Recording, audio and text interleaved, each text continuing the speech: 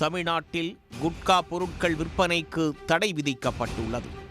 ஆனால் அண்டை மாநிலங்களில் விற்பனைக்கு அனுமதிக்கப்பட்டிருப்பதால் அங்கிருந்து மாநில எல்லை வழியாக தமிழ்நாட்டிற்குள் கடத்தி வந்து சட்டவிரோதமாக ஒரு கும்பல் விற்பனை செய்து வருகிறது. இதனை தடுக்க மாநில எல்லைகள் உட்பட பல இடங்களில் தடுப்புகள் அமைத்து போலீசார் தீவிரமாக கண்காணித்து வருகின்றனர். இதில் பெங்களூருவில் இருந்து கடத்தி வந்த குட்காவை பவானி அருகே பறிமுதல் செய்த போலீசார் அதை ஒரு குடோனில் மறைத்து வைத்து பேரம் பேசி பணம் பறிக்க முயன்றதாக கூறப்படுகிறது. இதில் காவலர்கள் 2 சஸ்பெண்ட் செய்யப்பட்டுள்ளனர். தொழில் போட்டியில் குட்கா கடத்தல் கும்பல் துணை போனவர்கள் கூண்டோடு சிக்கியது எப்படி? ஈரோடு மாவட்டம் பவானி போக்குவரத்து காவல் நிலையத்தில் முதல் நிலை காவலர்களாக பிரபு மற்றும் சிவகுமார் ஆகியோர் பணியாற்றி வந்துள்ளனர். கடந்த 12ஆம் தேதி பவானி வழியாக குட்கா பொருட்கள் ஈரோட்டிற்கு கடத்திச் செல்லப்படுவதாக பிரபுவுக்கு ரகசிய தகவல் கிடைத்துள்ளது. இதனைத் தொடர்ந்து பிரபு மற்றும் சிவகுமார் ஆகியோர் கூடுதுறை பகுதியில் வாகன சோதனையில் ஈடுபட்டுள்ளனர். அப்போது அந்த வழியாக வந்த ஈச்சர் வாகனத்தை நிறுத்தி நடத்திய சோதனையில் சுமார் 300 கிலோ குட்கா பொருட்களை பெங்களூருவிலிருந்து ஈரோட்டிற்கு கடத்தி சென்று கொண்டிருந்தது தெரிய வந்தது. இதனையடுத்து காவலர்கள் 2 யாருக்கும் தெரியாமல் நாமக்கல் மாவட்டம் வெப்படையில் உள்ள குடோன் ஒன்றில் குட்கா பொருட்களை பதுக்கி வைத்து வாகன ஓட்டுநர் தருமபுரி மாவட்டம் கெண்டையகள்ளியைச் சேர்ந்த ராஜேந்திரன் மூலம் பெங்களூருவில் உள்ள குட்கா பொருட்களின் உரிமையாளரிடம் பேரம் பேசியதாக தெரிகிறது. குட்கா பொருட்களை விடுவிக்க சுமார் 1.5 லட்சம் ரூபாய் வரை கேட்கப்பட்டிருப்பதாக கூறப்படுகிறது. தொடர்ந்து பணம் கொடுத்த பின்னர் சரக்கை வந்து எடுத்துச் செல்லுமாறு கூறி வாகனத்தையும் ஓட்டுநரையும் காவலர்கள் விடுவித்துள்ளனர். இதனையடுத்து பேரம் பேசப்பட்ட செல்போன் உரையாடல் பதிவை குட்கா உரிமையாளர் ஈரோடு காவல்துறையினருக்கு அனுப்பியதாக கூறப்படுகிறது.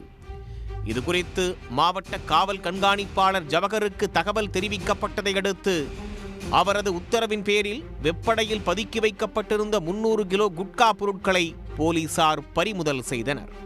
பேரம் பேசியதாக எழுந்த புகாரின் பேரில் முதற்கட்டமாக 2 காவலர்களும் ஆயுதப்படைக்கு வெள்ளிக்கிழமை இரவு மாற்றம் செய்யப்பட்டனர். மேலும் இச்சம்பவம் குறித்து பவானி காவல் துணை கண்காணிப்பாளர் அமிர்தவர்ஷினி தலைமையில் விசாரணை நடத்தவும் எஸ்பி உத்தரவிட்டார். தொடர்ந்து 2 காவலர்களிடமும் விசாரணை நடத்தி வந்த சூழலில் குட்கா பொருட்களை கடத்தி வந்த ஓட்டுநர் ராஜேந்திரனை பவானி காவல்துறையினர் கைது செய்தனர். மேலும் தொடர்ந்து நடத்தப்பட்ட விசாரணையில் பல திடுக்கிடும் தகவல்கள் வெளியானது. பவானி போக்குவரத்து காவல் நிலையத்தில் பணிபுரியும் முதல் நிலை காவலர் பிரபு இதற்கு முன்பு அந்தியூர் காவல் நிலையத்தில் பணிபுரிந்த போது அங்கு சட்டவிரோதமாக மது விற்பனை மற்றும் குட்கா பொருட்கள் பிடிக்கும் குற்றத்தடுப்பு பிரிவில் பணியாற்றி வந்துள்ளார். அப்போது குட்கா விற்பனை செய்யும் பலரிடம் பழக்கம் ஏற்பட்டுள்ளது. அதன் அடிப்படையில் காலிங்கராயன்பாளையம் பகுதியைச் சேர்ந்த குட்கா விற்பனையாளரான ரவி என்பவரோடு பழக்கம் ஏற்பட்டுள்ளது.